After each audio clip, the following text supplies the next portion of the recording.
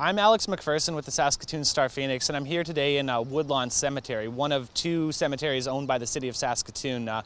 Over the weekend, around 25 to 30 headstones were vandalized, apparently by pedestrians passing through the park. It's not really clear what happened, but behind me, as you can see, there's a sort of swath of knocked over headstones.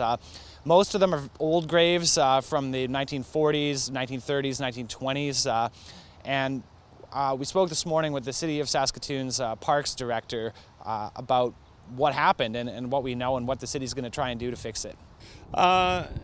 It's pretty much in the same area. It's the older area of the cemetery, so people should be aware that these are quite old grave sites, and it was pretty much restricted to this older location. Pedestrian on foot, we certainly know that much, but in terms of motivation, obviously it's an inappropriate, disrespectful, and somewhat sickening activity that's really disturbed us. So we want to make sure that we follow up. So right now we're just reviewing the damage.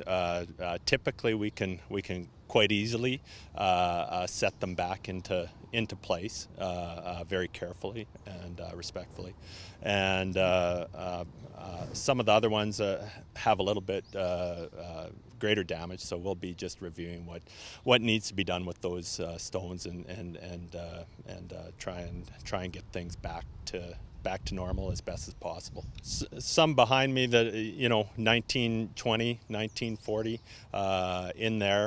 in that range. So they have been here for quite some time, and obviously there's limited contact information to be able to go back and contact people, but we will try, and we'll try and notify any contact information that we have. We'll try and notify people about the damage.